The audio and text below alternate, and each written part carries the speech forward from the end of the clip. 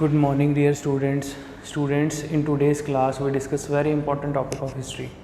So basically in today's class we discuss some important events of history after independence.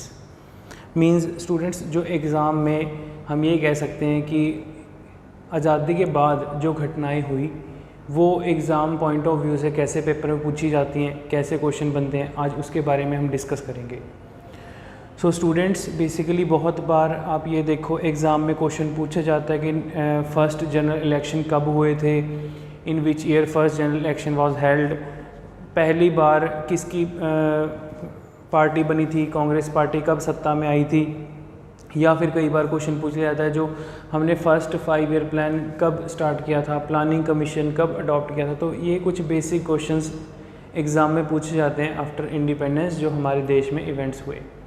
ठीक है, तो चलिए student शुरू करते हैं. आज की क्लास में हम देखते हैं कि कौन कौन से इंपॉर्टेंट पॉइंट्स हम देखेंगे. इंपॉर्टेंट इवेंट्स आफ्टर इंडिपेंडेंस, तो मतलब कि देश की आज़ादी के बाद जो इंपॉर्टेंट इवेंट्स हुए, जो घटनाएं हुई, वो कैसे एग्ज़ाम में पूछी जाती हैं वो देखते हैं. इन 1948 देखो 1947 में देश आज़ाद होता है. देश आज़ाद होने के बाद एक इंटीरियम गवर्नमेंट बनाई जाती है जब अंग्रेज़ देश को छोड़ के जाने लग जाते हैं. ब्रिटिश पार्लियामेंट का जो प्राइम मिनिस्टर जो है वो डिक्लेयर कर देता है कि इंडिया को लिबरेट कर दो, आज़ाद कर दो, और 1948 तक जो है सारे अंग्रेज भारत से वापस आ जाएंगे. देन स्टूडेंट्स 1948 में सी राजा गोपालाचारी, इंपॉर्टेंट पॉइंट है बहुत ज़्यादा. ठीक है, सी राजा गोपालाचारी, चक्रवर्ती राजा गोपालाचारी देश के पहले और आखिरी गवर्नर जनरल बनते हैं ऑफ फ्री इंडिया. ये क्वेश्चन एग्ज़ाम में पूछा जा सकता है. ठीक है, कि हमारे देश के पहले और आखिरी, ये डायरेक्ट ऐसे नहीं आएगा, ये पूछ लेंगे कि देश आज़ाद होने के बाद means after independence who was the governor general of India. Answer is C Rajagopalachari. Because students जो लॉर्ड माउंटबेटन था last viceroy of British India, ठीक है, last viceroy of British India 1947 में लॉर्ड माउंटबेटन होता है. देश आज़ाद होने के बाद भी कुछ समय के लिए 6-8 महीने के लिए लॉर्ड माउंटबेटन ही देश का वाइस रॉय रहता है. ठीक है, मीन्स आफ्टर फ्री इंडिया भी अंग्रेज़ों का ही था. जब लॉर्ड माउंटबेटन अपनी पोस्ट से हट गया था तो सी राजा गोपालाचारी को देश का गवर्नर जनरल बनाया गया था. ठीक है स्टूडेंट, नेक्स्ट इंपॉर्टेंट पॉइंट है 1949 में constitution of India adopted, constitution assembly 26 November. Students हमारे देश का जो संविधान है वो हमने 26 नवंबर को कंप्लीट कर लिया था बना के, जिसको एज अ लॉ डे भी सेलिब्रेट किया जाता है. 26 नवंबर को मैं आपको बता दूं, इंपॉर्टेंट डेज एंड इवेंट में क्वेश्चन पूछ लेते हैं. एज अ लॉ डे, या आप कह सकते हो 26 नवंबर को एज अ कॉन्स्टिट्यूशन डे भी मनाया जाता है. कॉन्स्टिट्यूशन डे, संविधानिक दिवस. तो 26 नवंबर को बेसिकली हमने अपना संविधान कंप्लीट रेडी कर लिया था, कंप्लीट बना लिया था कॉन्स्टिट्यूंट असेंबली ने. लेकिन हम प्रॉपर उसे लागू कब करते हैं? 26 जनवरी को, 26 जनवरी 1950 को. ठीक है, 1949 26 नवंबर को हमने अपना कॉन्स्टिट्यूशन 2 साल 11 महीने, ठीक है, कितने समय में? 2 साल 11 महीने 18 दिन, इतने समय में हमने अपना कॉन्स्टिट्यूशन रेडी किया. स्टूडेंट्स ये इंपॉर्टेंट चीज़ें हम पॉलिटी में भी पढ़ेंगे जब आगे हम पॉलिटी पढ़ेंगे अपने एग्ज़ाम पॉइंट ऑफ व्यू से. तो बेसिकली जब 26 जनवरी को हमने अपना कॉन्स्टिट्यूशन कंप्लीट कर लिया तो हम उसको प्रॉपरली, आप ये कह सकते हो, लागू कब कर रहे हैं, अडॉप्ट कब कर रहे हैं? 26 जनवरी 1950 को. 26 जनवरी का दिन क्यों हम सिलेक्ट कर रहे हैं? क्योंकि स्टूडेंट्स आप लोग पढ़ चुके हो मॉडर्न हिस्ट्री में 26 जनवरी 1930 को जब कांग्रेस पार्टी लाहौर सेशन अपना लगा रही थी, वहाँ पर लाहौर सेशन में कांग्रेस पार्टी ने ये डिक्लेयर कर दिया कि अब से हम जब भी अपने देश की स्वतंत्रता, जब भी अपने देश की आज़ादी सेलिब्रेट करेंगे वो दिन होगा 26 जनवरी. तो 1930 से हर साल कांग्रेस पार्टी के वर्कर्स जो हैं वो 26 जनवरी को इंडिपेंडेंस डे मनाते आ रहे थे, अपना स्वतंत्रता दिवस मनाते आ रहे थे. तो लेकिन जब हमें मौका मिला तो हमने जो है अपना कॉन्स्टिट्यूशन कब लागू किया? 26 जन 1950 को. ठीक है, इसलिए इसे हम as a republic day celebrate भी करते हैं. ठीक है, आगे इसको डिटेल में पढ़ेंगे हम. ठीक है, 1950 में constitution of India came into force with universal adult franchise. Students, what is the meaning of adult franchise? Adult franchise means कि देश का हर वो नागरिक जो अडल्ट है, ठीक है, वो कॉन्स्टिट्यूशन की गाइडलाइंस उसके ऊपर लागू होती हैं। देश का संविधान हर उस नागरिक पे लागू होता है जो हमारे कंट्री का सिटीजन है, सिटीजन ऑफ इंडिया है। और यूनिवर्सल एडल्ट फ्रेंचाइजी का मतलब है कि जो पर्सन अडल्ट है, 18 साल से उम्र है, 18 साल की उम्र से बड़ा है, 21 साल की उम्र से बड़ा है। पहले जो है स्टूडेंट्स, जो वोटिंग एज थी वो 21 थी, ठीक है, पहले वोटिंग एज 21 थी। बाद में राजीव गांधी के टाइम पे, जब राजीव गांधी देश के प्राइम मिनिस्टर थे, उनके टाइम पे वोटिंग एज घटाकर 18 कर दी। मतलब यूनिवर्सल एडल्ट फ्रेंचाइजी जो है वो 18 ईयर से ऊपर मानी जाती है। तो मीन्स जो पर्सन अडल्ट है, वोट डालने का एलिजिबल है, ठीक है, हमारे देश का नागरिक है, तो उसको हम proper universal adult franchise count करेंगे। ठीक है स्टूडेंट्स, सो आई होप आपको चीज़ें समझ में आ गई होगी। यूनिवर्सल एडल्ट फ्रेंचाइजी मीन्स कि हर एक वो सिटीजन जो आज की डेट में 18 साल से अबव है, ठीक है, वो यूनिवर्सल एडल्ट फ्रेंचाइजी में आता है। Whether it is male female, सबको इक्वल राइट है, ठीक है, इक्वालिटी की बात करते हैं हम, ठीक है। Rajendra Prasad became the first president of India. देश के पहले राष्ट्रपति कौन थे? राजेंद्र प्रसाद। कॉन्स्टिट्यूंट असेंबली के प्रेसिडेंट कौन थे? राजेंद्र प्रसाद। तो स्टूडेंट्स, इस तरीके से जो डॉक्टर राजेंद्र प्रसाद थे वो देश के पहले राष्ट्रपति बनते हैं और लगातार 2 बार देश के राष्ट्रपति रहते हैं, ठीक है। तो हमारे देश के पहले और इकलौते ऐसे राष्ट्रपति जो लगातार 2 बार देश के प्रेसिडेंट ऑफ इंडिया रहे। इन 1951 Congress win general election under the leadership of Jawaharlal Nehru. Students, 1951 और 52, ठीक है, जो एक पूरा ईयर काउंट होता है 1951 से लेके 52 के बीच में, ये जनरल इलेक्शन पूरे 100 दिन चले थे। उस टाइम पे कौन सा हमारे पास बहुत ज़्यादा अकाउंटेबिलिटी थी, कोई प्रॉपर EVM मशीन्स थी कि हम इलेक्शन करवा लेंगे, तब तो बैलेट से जो है पर्ची सिस्टम से वोटिंग होती थी। उस टाइम पे जब पूरे इंडिया में इलेक्शन कराए गए तो उस टाइम पर first time Congress party general election को जीतती है। किसकी हाज़िरी में? जवाहरलाल नेहरू। तो देश के पहले प्रधानमंत्री कौन थे? पंडित जवाहरलाल नेहरू। ठीक है स्टूडेंट्स, नेक्स्ट इंपॉर्टेंट पॉइंट है, इन 1953 UGC इस्टेब्लिश। ये क्वेश्चन एग्जाम में पूछा जा चुका है एक बार कि यूनिवर्सिटी ग्रांट कमीशन कब बना था? 1953, very very important. University grant commission कब इस्टेब्लिश हुआ था? 1953 में, ठीक है। साहित्य अकादमी इस्टेब्लिश। तो स्टूडेंट, जो साहित्य अकादमी है वो कब बनी थी? 1954, next year of UGC establishment. In 1955 untouchability act comes into force. Untouchability is often, हमारे देश में स्टूडेंट्स, हमारे कंट्री में बहुत बड़ी प्रॉब्लम थी अनटचेबिलिटी की, ठीक है। तो ऐसी बातें खैर हमको मुंह से बोलनी भी नहीं चाहिए। मैं ये कह सकता हूँ कि हमारे देश की, हमारी सोसाइटी की जो सबसे बड़ी जो एक बैड रिचुअल आप कह सकते हो वो थी छुआछूत मानना, ठीक है, किसी लोअर कास्ट पर्सन को अछूत समझना, ठीक है, जो कि बहुत ही ज़्यादा हम कह सकते हैं हमारी सोसाइटी की एक बहुत बुरी बैड रिचुअल थी।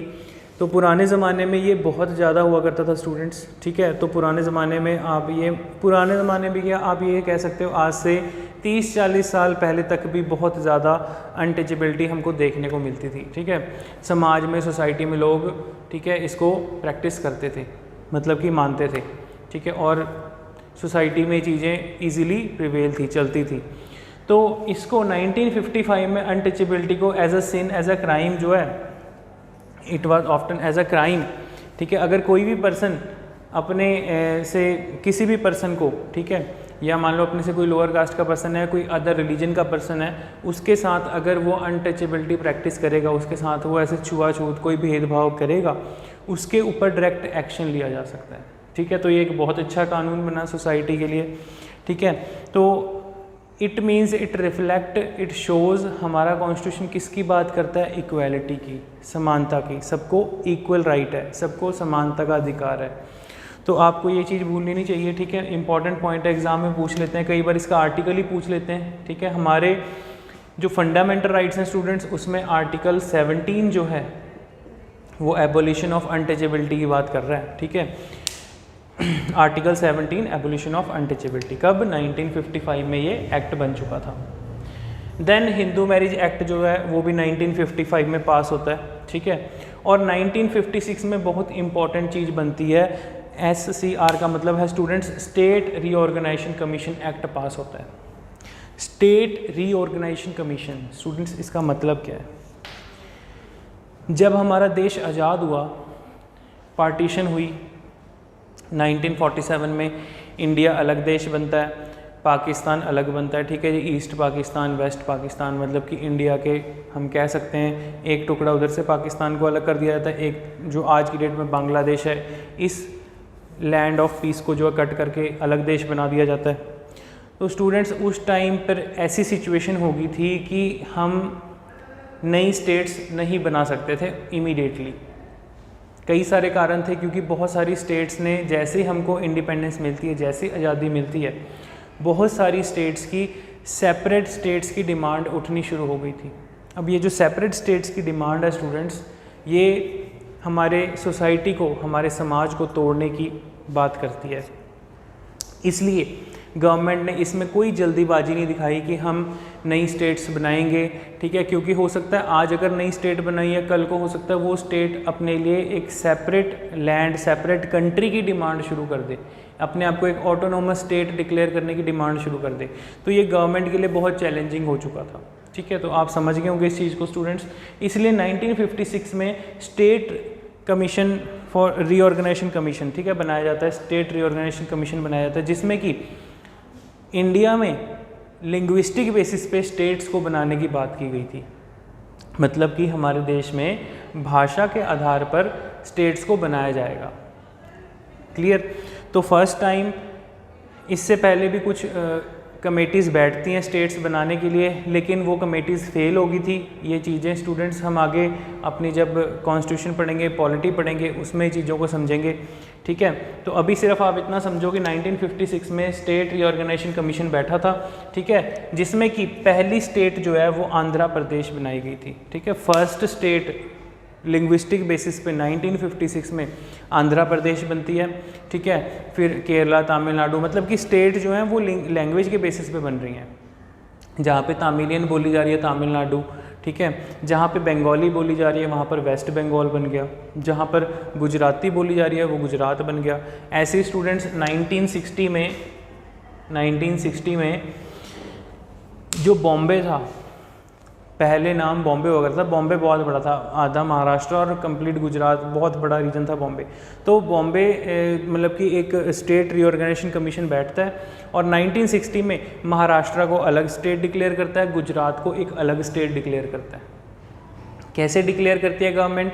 जहाँ पर भी नंबर ऑफ हेड्स काउंट किए जाते हैं, जहाँ पर भी एक अलग लैंग्वेज, एक अलग भाषा, एक अलग बोली बोलने वाले लोग रहते हैं, तो उसको गवर्नमेंट जो है according to state reorganisation commission एक स्टेट का दर्जा दे देती है। तो स्टूडेंट्स इस तरीके से 1960 में जो है महाराष्ट्र और गुजरात अलग स्टेट बनाई गई थी। महाराष्ट्र जहाँ पर मराठी बोली जाए, गुजरात जो गुजराती बोलने वाली स्टेट थी। ऐसे ही आपको पता है एग्ज़ाम में क्वेश्चन पूछ लिया जाता है 1966 कि पंजाब जो है, पंजाब और हरियाणा ये स्टेट्स कब बनी थी? तो स्टूडेंट्स पंजाब और हरियाणा 1 नवंबर 1966 को बनी थी। दोनों स्टेट्स की कैपिटल सेम है, ठीक है, चंडीगढ़। और पंजाब बनाया गया था जहाँ पर नंबर ऑफ हेड्स काउंट करके, जहाँ जिस रीजन में लोग पंजाबी बोलने वाले रहते हैं। हरियाणा बनाया गया था जिस रीजन में लोग हरियाणवी बोलने वाले रहते हैं, या फिर आप ये कह सकते हो कि जो लोग संस्कृत के ऊपर, ठीक है, एजुकेशन में हिंदी के ऊपर ज़्यादा फोकस करते हैं। तो इस तरीके से पंजाब को अलग स्टेट बनाया गया था 1966 में, ठीक है। तो ये बेसिक पॉइंट आपको पता होना चाहिए, ये चीज़ें आगे हम डिटेल में पढ़ेंगे, ठीक है। इन 1957 all India radio renounce the Akashvani. तो स्टूडेंट्स ऑल इंडिया रेडियो जो है ये कोई नया नहीं है, ये अंग्रेज़ों के टाइम से चलता आ रहा है। तो अंग्रेज़ों के टाइम से ऑल इंडिया रेडियो ही हम कहते हैं इसे, लेकिन 1957 में ऑल इंडिया रेडियो का रीनेम करके, नेम चेंज करके, मतलब कि क्या रखा गया? आकाशवाणी। क्लियर? तो ये क्वेश्चन पूछ सकते हैं कि आकाशवाणी जो है वो कब इस्टेब्लिश हुआ था, रीनेम कब किया गया था ऑल इंडिया रेडियो का नाम कब बदला गया था? 1957। In 1958 very very important students, ये इंपॉर्टेंट इवेंट है, Panchayati Raj institution was launched.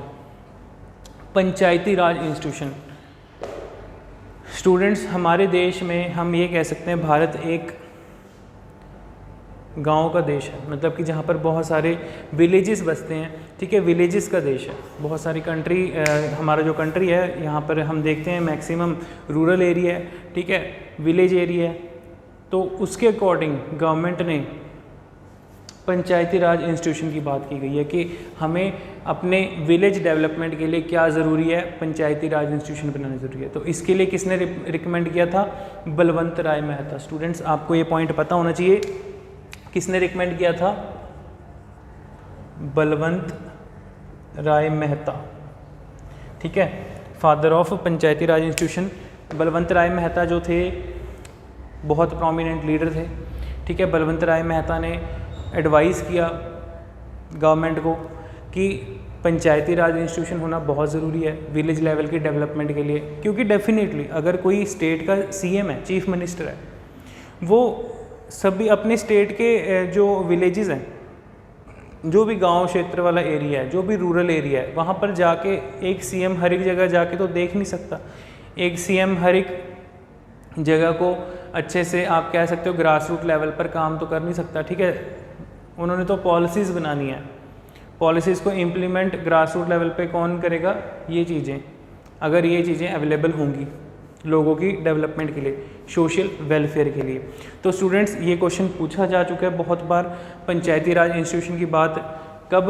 1958 में। किसने रिकमेंड किया था? First time Balwant Rai Mehta committee बैठी थी, उन्होंने किया था, ठीक है। इसके बारे में हम डिटेल में पढ़ेंगे आगे। और भी कमेटीज़ थी, Ashok Mehta committee, L M Singhvi committee, ठीक है, उन कमेटीज़ को हम डिटेल में पढ़ेंगे। लेकिन ये आइडिया किसका था? ये ब्रेन चाइल्ड किसका था? स्टूडेंट्स, ये आइडिया था गांधी जी का। अब आपको समझ में आएगा कि गांधी जी किस चीज़ की बात कहते थे। गांधी जी कहते थे अगर हम अपने देश के विलेजेस को, अपने देश के गाँव को अगर हम साफ़ रखेंगे, स्वच्छ रखेंगे, ठीक है, उनकी डेवलपमेंट करेंगे, तो शहर ऑटोमेटिकली अच्छे बन जाएंगे। कोई गांव होता है, गांव डेवलप होकर शहर ही तो बन जाता है, ठीक है। तो शहर कोई अपने आप थोड़ी ना बने होते हैं। तो इस तरीके से गांधी जी की आइडियोलॉजी थी कि हमें अपने रूरल एरिया को, अपनी कंट्री के रूरल डेवलपमेंट के ऊपर फोकस करना चाहिए, ठीक है। विलेजेस के डेवलपमेंट के लिए पंचायत होनी चाहिए, और पंचायत जो है वो एक रेगुलेटरी अथॉरिटी होनी चाहिए, वो प्रॉपर अपने विलेज डेवलपमेंट के ऊपर ध्यान रखें। ये सब चीज़ें उस टाइम पर रिकमेंड की गई थी। तो ये आइडिया था गांधी जी का कि विलेजेस को कैसे हम अपलिफ्ट कर सकते हैं। और फिर बाद में ये इम्प्लीमेंटेशन के लिए कौन कहते हैं? बलवंत राय मेहता जी कहते हैं, ठीक है। तो आई होप स्टूडेंट्स ये आपको बेसिक पॉइंट समझ में आ गए होंगे, ठीक है। इसके अलावा अगर मैं आपको बताऊं कि 1962 में एक इम्पॉर्टेंट इंसिडेंट हुआ था, इन 1962, ठीक है। तो स्टूडेंट्स, इस चीज़ की मैं आपको PDF फाइल प्रोवाइड कर दूंगा, जो भी हम डिस्कस कर रहे हैं बहुत इंपॉर्टेंट है। 1962 में इंडिया चाइना वॉर हुई थी, ठीक है, जिसको इंडो साइनो वॉर भी कह देते हैं। इंडिया और चाइना की वॉर 1962, एक इम्पॉर्टेंट इवेंट जिसमें कि जिस वॉर को इंडिया हार गया था due to some lack of reasons, ठीक है। फॉर एग्जांपल आप ये कह सकते हो उस टाइम पर चाइना अपनी मिलिट्री पावर इतनी डेवलप कर चुका था कि वो हमारे अक्साई चीन वाले एरिया में, ठीक है, जो जिस रीजन पे उन्होंने आज भी कैप्चर कर रखा था, आप कह सकते हो अक्साई चीन वाला एरिया जो है हमारा ऊपर लेह लद्दाख वाला पोर्शन, वहाँ पर वो अपनी प्रॉपर रोड बना चुके थे, अपनी रोड्स डेवलपमेंट कर चुके थे अब उस टाइम पे 1962 में। तो वो अपना कब्जा मानने लगे, कहते जी हमारा एरिया है। तो इंडिया ने कहा नहीं जी, ये तो हमारा लैंड है, हमारा एरिया है। इस चीज़ को लेके जो है शुरुआत होती है। 1962 से पहले इंडिया में जो है तिब्बत से दलाई लामा भाग के आ चुके होते हैं, ठीक है। आप सबको पता होना चाहिए कि दलाई लामा कौन थे, अभी भी हैं। लामा बेसिकली स्टूडेंट्स एक पोस्ट होती है, it's a name of post, ठीक है। तो जो दलाई लामा है, आप गूगल सर्च कर सकते हैं, ठीक है। तो वो एट प्रेजेंट इंडिया में ही रह रहे हैं, लेकिन चाइना डिक्लेयर कर चुका था दलाई लामा को कि दलाई लामा बेसिकली, ये एक लंबा टॉपिक है, मैं आपको थोड़ा शॉर्ट में समझा देता हूँ। तिब्बत के ऊपर चाइना अपना कब्जा जमा के बैठा हुआ था और तिब्बत के अंदर दलाई लामा आप ये कह सकते हो कि चाइनीज़ गवर्नमेंट के ख़िलाफ़ मूवमेंट चला रहे थे कि तिब्बत को आज़ाद करो, तिब्बत जो है एक ऑटोनोमस स्टेट होना चाहिए। उस चीज़ के ख़िलाफ़ चाइना जो है दलाई लामा को अरेस्ट करने वाले होते हैं, लेकिन जब दलाई लामा को पता चलता है कि वो अरेस्ट होने वाले हैं, उससे पहले ही वो तिब्बत से नेपाल के रास्ते होते इंडिया आ जाते हैं और इंडिया में आके अपनी शरण ले लेते हैं। इंडिया को कहते हैं कि मुझे बचाओ, चाइना जो है मुझे अरेस्ट करके हो सकता है मार सकता है। तो इंडिया के पास आ जाते हैं, इंडिया उनको पूरी प्रोटेक्शन देता है, ठीक है। तो दलाई लामा जो मैं आपको बता रहा हूँ कि लामा एक पोस्ट होती है, बेसिकली स्टूडेंट्स जो बुद्धिस्ट मॉन्क होते हैं तो उनके जो आप कह सकते हो धर्मगुरु होते हैं, जैसे आपको समझ में आए, तो सबसे बड़ी पोस्ट होती है। तो दलाई लामा जो है एट प्रेजेंट हिमाचल में रहते हैं, ठीक है, धर्मशाला वगैरह जहाँ पर बुद्धिस्ट मॉन्क्स के मोनेस्ट्रीज़ बनी हुई हैं उधर ही रहते हैं। तो बेसिकली चाइना ने जब इंडिया को कहा कि हमें वापस करो दलाई लामा को, इंडिया ने इनकार कर दिया, कहते जी हम नहीं कर सकते। दूसरी पॉइंट बिटवीन लैंड को लेके इशू हो गया। फिर यही कारण बनता है इंडिया और चाइना की वॉर होती है, ठीक है, जिसमें कि जिस वॉर को इंडिया जो है कुछ कारणों के कारण हार जाता है, ठीक है। तो उसका इम्पैक्ट क्या पड़ता है स्टूडेंट्स, 1962 की वॉर के बाद पाकिस्तान हम पे हमला करता है 1965 में। तो इस 2 साल के दौरान 2 साल के दौरान आप ये कह सकते हो कि 2 मेजर वॉर्स हो चुकी होती हैं। फिर इंडिया पाकिस्तान को 65 की वॉर में हरा देता है, ठीक है। और इस बीच हमारा जो 5 ईयर प्लान जो गवर्नमेंट बनाती होती थी इकोनॉमिक डेवलपमेंट के लिए, वो 5 ईयर प्लान जो है वो ख़राब हो जाता है। तो स्टूडेंट्स ये 5 ईयर प्लान्स वाला जो टॉपिक है ये हम डिटेल में करेंगे, ठीक है। 5 ईयर प्लान क्या है ये मैं आपको इकोनॉमिक्स में डिटेल में बताऊंगा। तो आई होप आपको ये टाइमलाइन समझ में आ गई होगी। यहाँ तक आप ये बेसिक पॉइंट्स नोट कर लीजिए, take your time.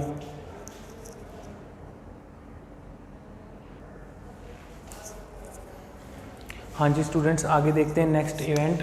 In 1969 14 leading bank nationalised. Very very important point students, government ने 1969 में 14 बैंक नेशनलाइज किए थे। नेशनलाइज मीन्स राष्ट्रीयकरण करना, जैसे कि हमारा SBI है, PNB है, जो भी हमारे गवर्नमेंट सेक्टर के बैंक हैं, पब्लिक सेक्टर बैंक्स हैं।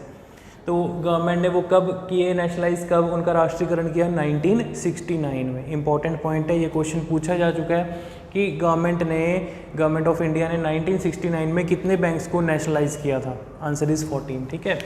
इन 1971 इंडो पाक वॉर, इंडिया और पाकिस्तान की लड़ाई हुई थी 1971 में, 1971 में। लड़ाई का कारण क्या बनता है, बांग्लादेश। बेसिकली स्टूडेंट्स, बांग्लादेश में पाकिस्तान आर्मी ने वहाँ पर लोगों के ऊपर बहुत ज़्यादा आप कह सकते हो उनके ह्यूमन राइट वायलेशन, लोगों के ऊपर अत्याचार बहुत बढ़ चुका था, जिसके कारण कि वहाँ पर से लोग डिमांड करते हैं कि इंडिया हेल्प करे।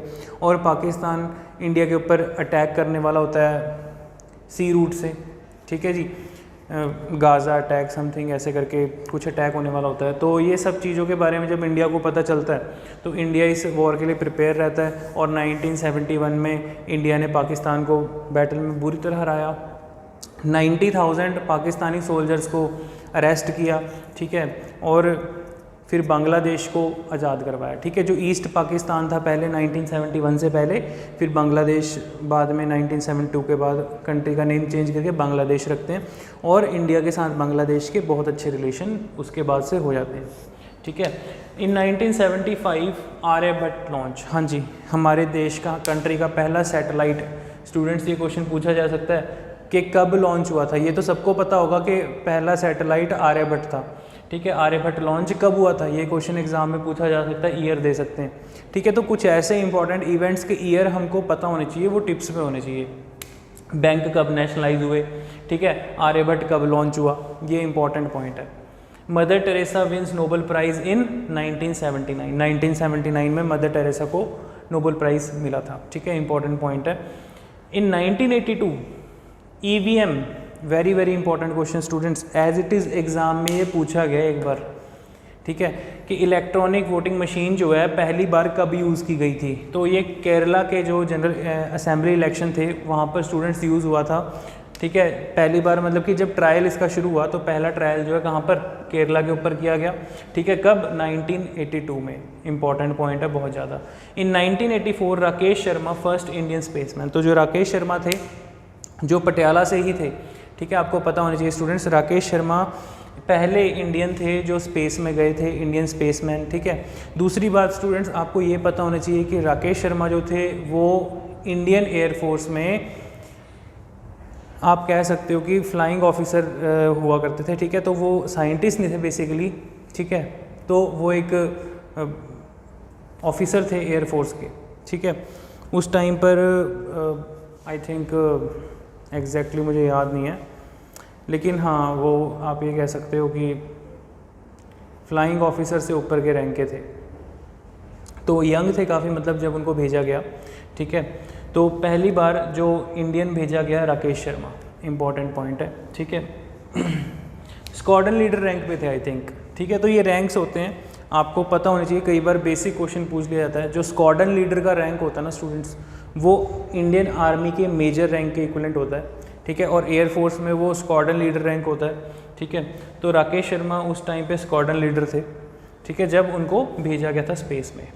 इंपॉर्टेंट पॉइंट है ये 1984 में, ठीक है। 1988 में Pakistan conferred it's highest civilian award निशान पाकिस्तान। तो जैसे हमारी कंट्री का भारत रत्न है स्टूडेंट्स सबसे बड़ा हाईएस्ट सिविलियन अवार्ड, वैसे ही निशान पाकिस्तान पाकिस्तान का सबसे बड़ा सिविलियन अवार्ड है। ये इन्होंने दिया था मोरारजी देसाई को, ठीक है, पहले प्राइम मिनिस्टर एक ऑपोजिशन पार्टी के, जनता दल पार्टी के, ठीक है। तो पाकिस्तान ने निशान पाकिस्तान किसको दिया था, मोरारजी देसाई को। नेक्स्ट इंपॉर्टेंट पॉइंट है स्टूडेंट्स, 1991 में LPG reform, liberalisation, privatisation, globalisation, ठीक है। तो एलपीजी रिफॉर्म होता है, न्यू इकोनॉमिक पॉलिसी हम अडॉप्ट करते हैं। बेसिकली हमारी कंट्री की इकॉनमी जो है वो बहुत ज़्यादा लॉस में जा रही होती है, क्योंकि 1990 से पहले, 1990 से पहले स्टूडेंट्स, 1990 से पहले हमारे देश की इकॉनमी एक क्लोज्ड इकॉनमी थी, मतलब कि एक्सटर्नल ट्रेड जो है वो ना के बराबर था, जिसके कारण कि हमें बहुत लॉस हुआ। और कंट्री में लाइसेंस राज था, ठीक है। सिर्फ 6 या 7 कंपनियों को गवर्नमेंट लाइसेंस दे देती थी कि इस चीज़ की प्रोडक्शन आप करेंगे, और कोई पर्सन उस चीज़ की प्रोडक्शन नहीं कर सकता था। अगर कोई करेगा वो इलीगल माना जाएगा। तो इन चीज़ों के कारण जो है हमारी कंट्री की इकॉनमी जो है वो बहुत ज़्यादा डाउनग्रेड में चली गई थी, ठीक है। तो एक इकोनॉमिक डिप्रेशन आप कह सकते हो उस टाइम पे आया।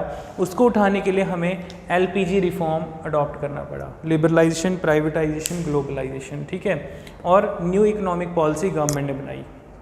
तो 1991 के टाइम पे पीवी नरसिम्हा राव की सरकार थी। उस टाइम पीवी नरसिम्हा राव देश के प्रधानमंत्री थे, ठीक है। और डॉक्टर मनमोहन सिंह देश के इकोनॉमिस्ट, फाइनेंशियल मिनिस्टर और एक बहुत बड़े देश के इकोनॉमिस्ट सलाहकार आप कह सकते हो, ठीक है।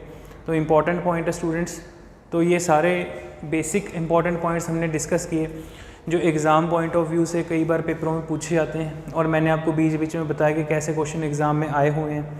तो ये आप वीडियो को स्टूडेंट्स अब आप रिपीट करके देखिए, ठीक है। कोई चीज़ नहीं समझ में आई उसको बार बार देखिए, और इसकी मैं PDF फाइल आपको प्रोवाइड कर दूँगा।